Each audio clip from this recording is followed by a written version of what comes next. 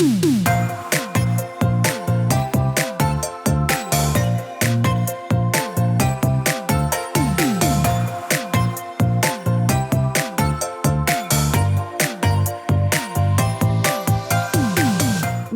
to the Plant-Based Podcast. Did you know that plants are truly amazing? Not only can you grow them and eat them, you can also wear them, drink them, nourish your skin with them, and so much more. Let Ellen and Michael inspire you to love plants as much as they do, as they chat with the movers and shakers in this wonderful plant-based world.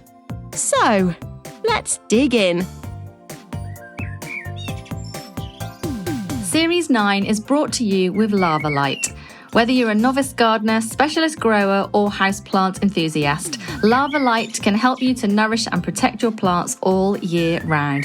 The collection comprises of 8 different horticultural growing media and pest control products, with each continually offering the same natural benefits from thermal protection and moisture retention to soil conditioning and continued nutrient boosts.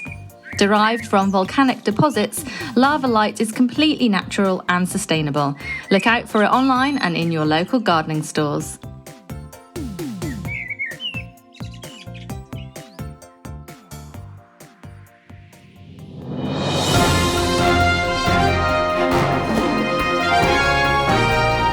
Welcome to the Plant-Based Podcast News. Your horticultural news roundup for the week.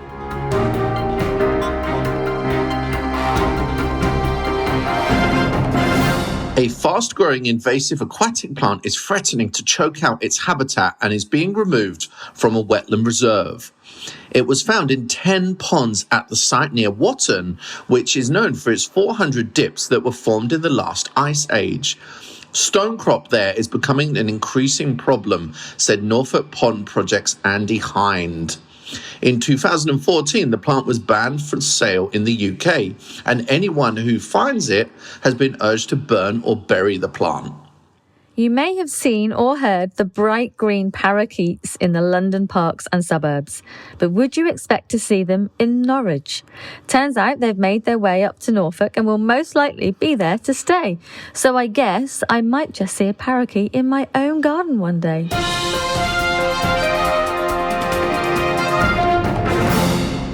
5 massive tree ferns have made an epic journey from Edinburgh to the southwest tip of Scotland. The heaviest of the 20-foot-tall plants weighed in at 350 kilos. The Dicksonia tree ferns have been growing for nearly 150 years in the glasshouses at the Royal Botanic Garden, Edinburgh. Due to refurbishment work, they've been moved to a new outdoor home 145 miles away at the Logan Botanic Garden. If you are anywhere near Mayfair, it's totally worth checking out Grosvenor Square. It is absolutely full of glowing white roses. The installation has been developed by accessories designer Anya Hindmarch and fashion writer Camilla Morton. It's there for the 3rd year. You can pop along to see it from 3 p.m. to 9 p.m. all the way through to December the 20th, and it's entirely free. And it's designed in memory of those who've lost their lives to cancer.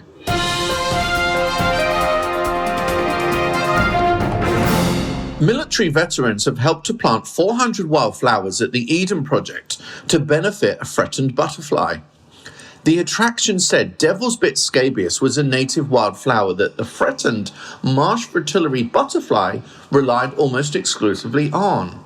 The planting was part of nature-based courses aimed at helping military veterans and others that face mental health issues. Stuart Hayward, an 86-year-old from Derbyshire, would like to roam around your garden naked. If you're up for it, that is. He would like to continue his hobby in a safe space that he can rent from you so he can continue his hobby of gardening naked. He says it lifts his and his wife's spirits.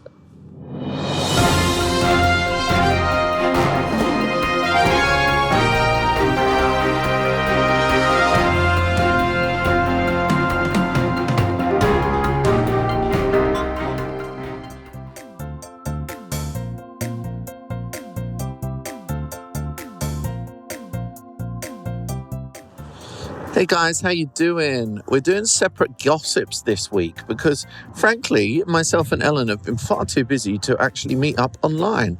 Again, I've always offered her the chance to get up early to meet me and do the Zoom, but she doesn't take me up on that offer. But my gossip really revolves around one event alone, and that was the Garden Media Guild Awards, which were yesterday. And dear listener / reader, no one's reading this, are they? Dear listener, I don't have a hangover. To be honest, I haven't really drunk to the point of being drunk and needing a hangover for very, very many years. So I'm really, really proud of myself. I'm so pure. Probably 4 glasses of white wine, I say. And didn't stay long afterwards. Kind of like, it's so busy in the pub and I've got the worst hearing. And, I probably would have agreed to something that I then later regretted. So, yeah, it was a short night for me, but it was really, really fun. Such a great event where you see everyone from the garden media industry and it's just kind of such a buzz. And you see kind of friends that you know online, offline. It kind of really has that connection. And over the years, it's really changed as an event. Like these days, you've got all the traditional PR that I kind of know from many years ago at Thompson & Morgan. But now the real injection of new influencers and people with websites and newsletters, Substack, all of that jazz. And it kind of all blends into one kind of really beautifully, I feel. And looking around the room, there were so many new faces compared to what there would have been kind of previously. It was a real bonus. So yeah, what was I going to wear? That was my first dilemma. I ordered some stuff from ASOS, but I didn't actually get around to opening them because I had an idea that I had something from a retro shoot that I would wear, that I wore for a shoot with Caroline and Ellen earlier in the year. And this was this really cool kind of 70s flowery shirt, a lot of nylon. So my deodorant couldn't quite keep up with that. So I think I could smell myself by the dessert. But anyway, it attracted a lot of attention. And yeah, even though I kind of felt like Manoj, for example, he had a really nice kind of floral shirt on that was really eye-catching. But I could tell his was much better material than mine, and obviously didn't have the sweating problem that I had. So anyway, what happened on the day? So yeah, I got ready. I only tried on one outfit, which is great. I'm sure some of the girls won't say the same. not suggesting anything there. And headed off from West London into Central London to the Savoy. First of all, though, I had a meeting with my dear friend Anya on a bench at Victoria Embankments. She got a bit lost, though. I had to teach her how to use Google Maps. So that was cool because sometimes you can't beat a little bit of one-on-one chat. So we just had a little catch-up. We're both, my book is out, but she's possibly writing a book as well soon. So we had a great little talk about all of that. Obviously, while we're in Victoria Embankment Park, lots of people we know are then walking past. So it was kind of like the who's who of, they should really have had paparazzi there, like Heat magazine. Because it really was, it's the who's who of the gardening world. And if you're not there, then who are you even, So anyway, we did this. And then I was meeting Miracle Grow for a little pre-drink because unfortunately I couldn't be on their table because I already took an offer from Alatex, who I love to work with as well. So we had a little pre-drink in the Fyodor Bullfrog, I think it was, which was really cool. Just lots of little chit-chat. A couple more arrived. Lovely Kate from Miracle Grow as well, who's like their horticultural expert. She's really, really cool. Coming from Suffolk area like me as well. Just moved down to Devon. But yeah, she's really fun, bouncy. And I found out she's a circus performer as well. So that was a nice little diversion. So we did that. And then we went to the drinks reception. Oh my God, just first of all, you're kind of in this like maze of the Savoy, like trying to find where you're going. And like we found the cloakroom, found the hall. And then you've got this throng of like 300 gardeners and garden media just chit-chatting. And it's like the hum of it was just insane in a really good way. And so I kind of like inserted myself into the room, and at these things it's difficult. You have just so many little half conversations, and I hate that. And I've always got this building list of people that I want to spend more time with, and it's kind of that's how I feel with a lot of people that I saw there yesterday. So sorry to anyone that I had a clipped half conversation with. I would love to do more at some point. I draw up that list sometimes, but I know a few that are on it would be Phil Clayton, Tamsin Westthorpe, Who else? Have to think that through. I'll compile the list and let you know. Maybe we can all have a special Christmas dinner together. So anyway, in the room, kind of obviously hobnobbing and knob-hobbing. Lots of lovely pictures were taken, lots of chit-chat, and then it was soon time to go through for the dinner. And I was on the table with Alatex, so sat next to the lovely Tash and Martha. And also on our table was Garden Goddess, Hellier. Polly Wilkinson, who is remarkably funny, and you know when you meet someone you can tell you're up the same boulevard. I felt that with Polly. Parker's Patch was also there, Julia. I always call her Parks. And a couple of judges, Marianne Boswell and Emma. Obviously Emma from Alatex, who organised the table. And if I've missed anyone out, then I'm so sorry. So, meal was great. The first course was strange, though. It was a piece of raw salmon, and it was kind of a piece of raw smoked salmon, but it was a real chunk of it. And I think for anyone that's a bit scared of raw fish, it was maybe a little bit bewildering. And indeed, I finished off Martha's, so there you go. And it also needed a bit of soy, I have to say. Next course was a typical kind of dinner awards course, which is chicken, like chicken leg. There's always chicken leg with a jus on the side. And I've never tasted a lovely bitter jus like you do at these award things. So that was great. Dessert was a very nice, but a very weird stacked kind of apple pie thing. Anyone that was there will know what I mean. It was strange but beautiful and very tasty. So we did this. I had the prerequisite 4 glasses of white wine as well, and then we were on to the awards. And on our table we thought we would do a bit of a sweepstake and see who could predict who was going to win the awards. And dear listener, I won the competition. Out of maybe 18 awards, I predicted 7 correctly. So I'm now going to run through those different awards. We've also got a few alternative awards as well, and we'll talk about who was nominated and who won and who we thought should have won as well. So first up, Peter Seabrook Practical Garden of the Year. Now, we had Lucy Bellamy, Benjamin Pope, Hugh Richards, Charles Dowding, and Mark Risdell-Smith. Now, we had votes for Hugh, Benjamin. I had Charles down for winner, as did Julia as well. But the winner was actually Mark Risdell-Smith for Vertical Veg Guide to Container Gardening. Now, it's difficult to know all of these different books, all of these different titles. So when someone wins that you haven't heard of, that doesn't mean that's any less. It just means there's someone to look up afterwards. Garden Book of the Year. We had Ian Parkinson, Marianne Boswell, Chris Farragut, John Massey, Stephanie Mahon. This, I went for Chris Farragut because I love what he does. So jealous of his adventures. They're amazing. The rest of the people on our table went for Marianne because she was on our table. But I wasn't voting like that, you know. I was voting like a boy, not like a polite girl. But the winner was Stephanie Mahon for Wild Gardens. Garden Publication of the Year. We had Gardener's World, Kitchen Garden, Witch, Gardens Illustrated, and Bloom. Now, I put the vote in for Bloom, and the winner was Witch Gardening, which was great. Sat near Janice on the other table, who used to work with Witch. She also still freelances there. And she said that was great because they've been nominated for quite a few years now, so it's great to then finally win. So Kerry Thomas went up and accepted that award. Dr. Hessian Columnist of the Year, Mark Diacono, who was on our table. Most voted for him, but I actually voted for Andrew Oldham, Life on Pig Row, who does a great job. We also had Sia Byrne, Non Morris, and Alan Sargent. Next, we've got Practical Journalist of the Year, Frances Tophill, Naomi Slade, Jane Moore, Adam Frost, Ruth Hayes. I predicted Naomi because she is just fantastic, and she won, which was great. So, Journalist of the Year, Kim Stoddart, Ben Dark, Sally Next, Susie White, and Carol Drake. Now, that one was... I predicted Sally Next, and the winner was Kim Stoddart, I believe. So, where are we on to next?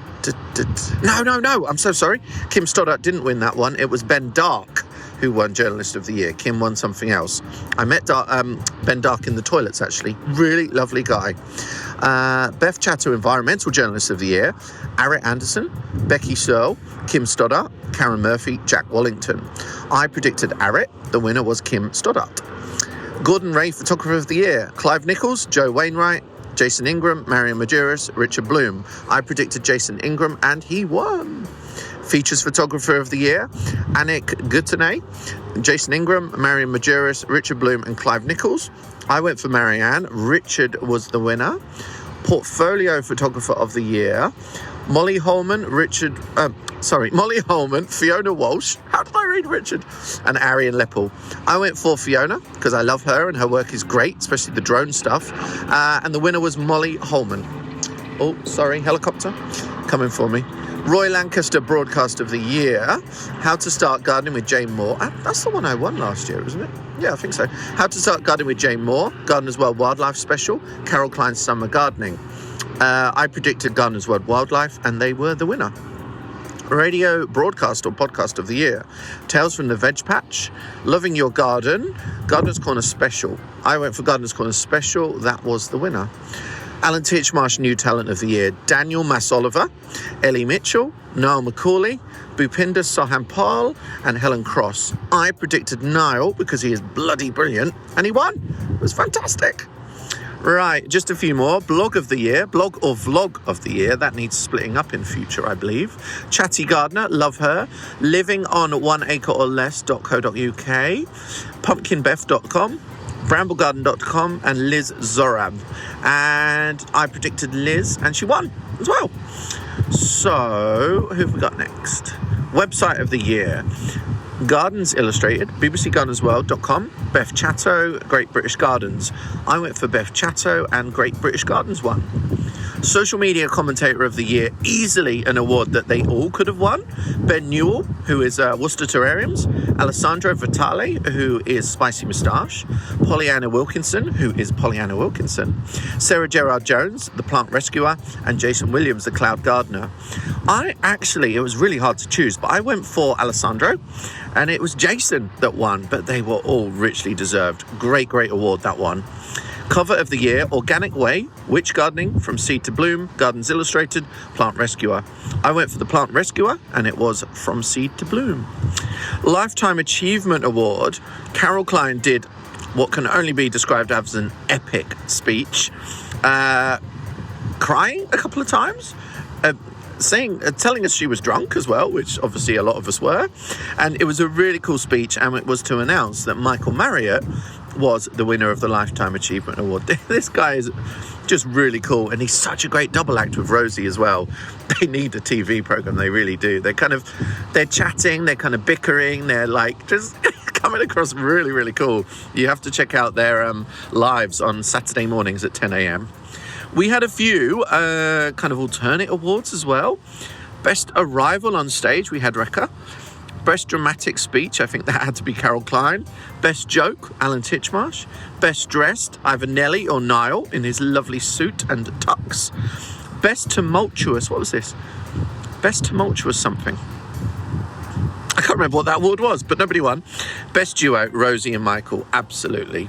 So that was the Garden Media Guild Awards, which was really fun. We went to the Coal Hole afterwards and had a few drinks.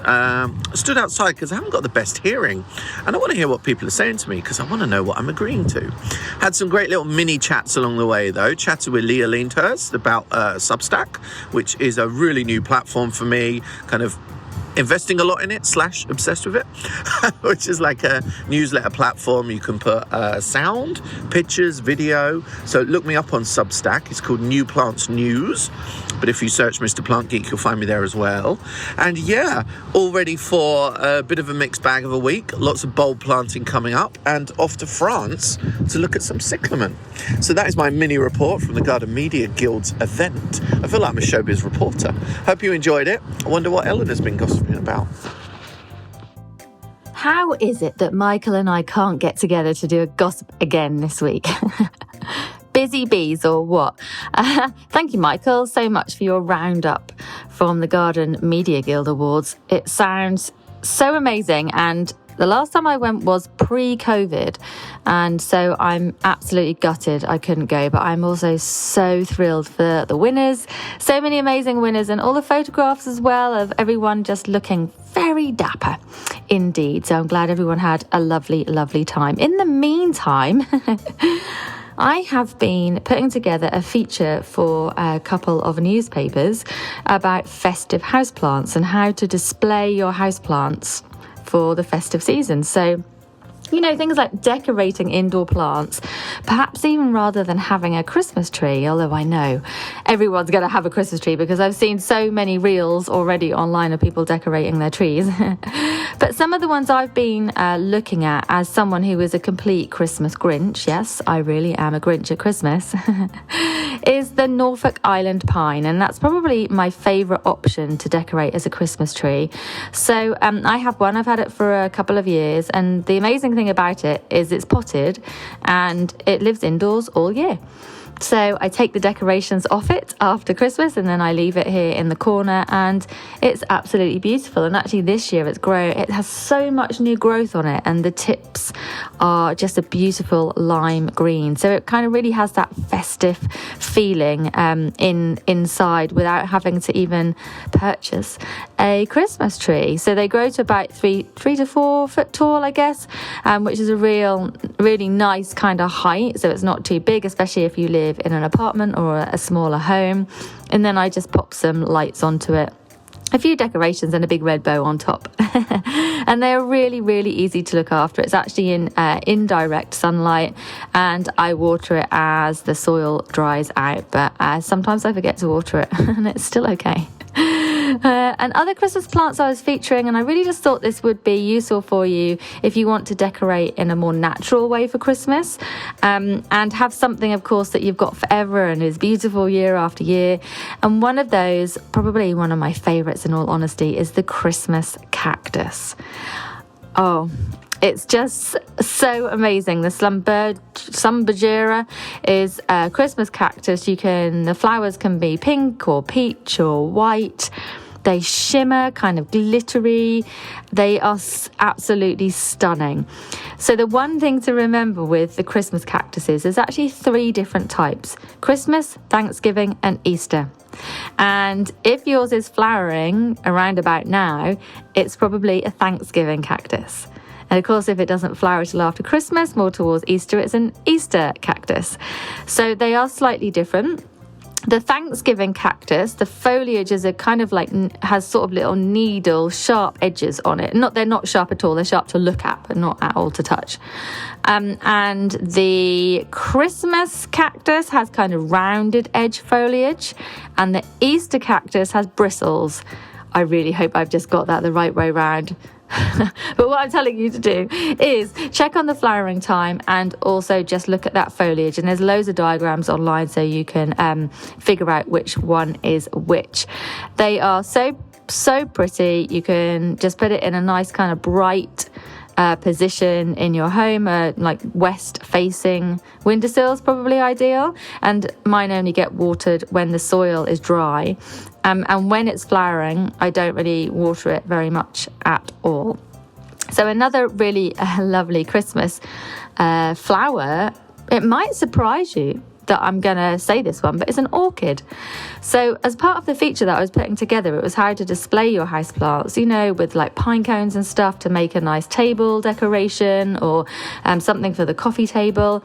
And I got a really big Phalaenopsis with big white flowers on it, and then placed that in the center of a bowl, and then surrounded it with lots of pine cones and then little baubles as well to give it that Christmas feeling. If you've got a big enough bowl, you could even maybe put some kalanchoe in as well. Like, keep them in their pots, because you can cover over the pots with pine cones.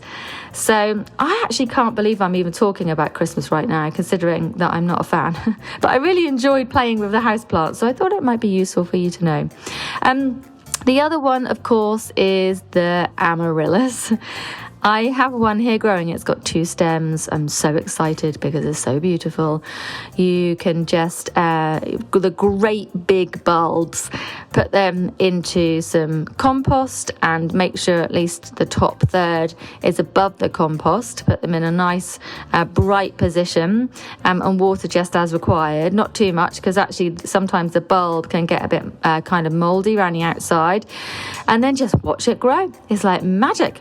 And it's like they pop up so quickly, and then all of a sudden the stem is so tall, and then you have these beautiful big flowers that can be peachy, coral, red and white, all kinds of different colours. That's an absolute stunner.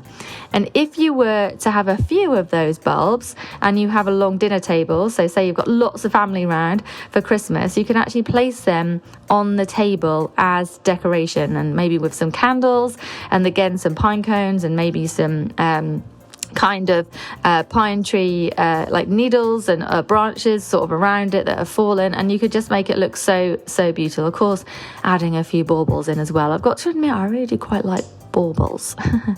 And perhaps the one that everyone definitely associates with Christmas more than maybe all of the others is the poinsettia, which is actually a euphorbia. And of course we look at the poinsettia and think that the red or cream, or now there's kind of peachy, pinky ones as well, are flowering, but actually they're just the foliage, but they're different colour leaves, which are called bracts. So there's some that have kind of like white dots on the leaves, and they are so beautiful. It kind of looks like the red foliage with kind of stars on, which is just absolutely lovely. And you will find them just about everywhere in the garden centres, nurseries, supermarkets. They don't cost much. They are unfortunately kind of like throwaway plants, but you can try to keep them alive, believe it or not. I managed to keep one alive for just over a year and actually managed to get some colour back in those leaves again for the second Christmas, and then I think it had just had enough and I couldn't keep it alive any longer. So they're actually from Mexico, Central America as well, where the poinsettia plant is indigenous. And actually, they are amazing because when they grow where they're meant to grow, they can grow to about 16 foot high. I mean, that's amazing, isn't it? And I think the story goes that the very first missionaries to those areas loved them so much because they look so beautiful. They started to put them into like their ceremonies for Christmas. So that's really how that kind of all started. I believe that story is true. So obviously now there's just so many different varieties that you can get, so many different colours, and what I found was actually grouping them together rather than just having the one, grouping them all together either with all the same colour, like a big kind of flush of red, or perhaps red and then the red with the white spots, or some pink and some cream. They look absolutely incredible.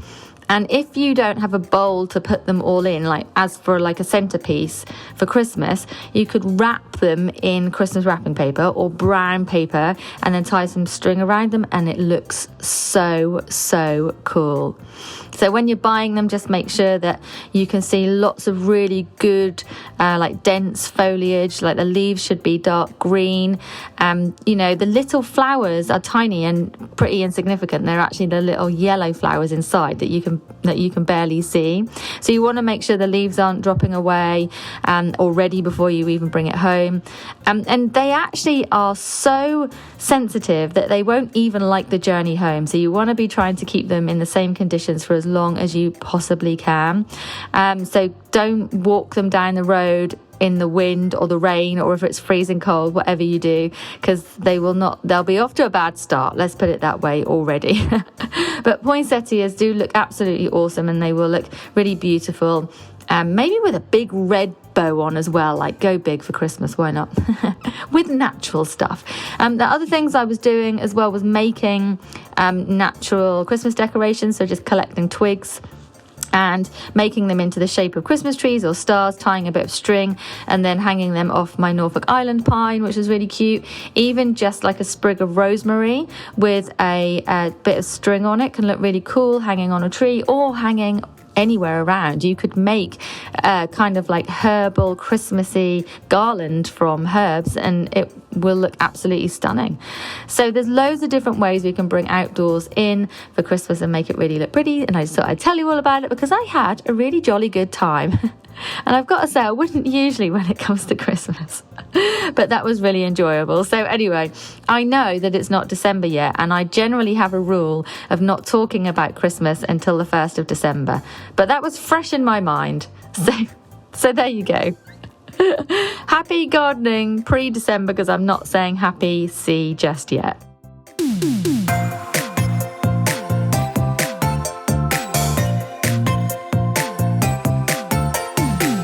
The music for the Plant-Based podcast is part of the song Grow by Mikey James, and our editor is Gareth Patch of Semi Echo.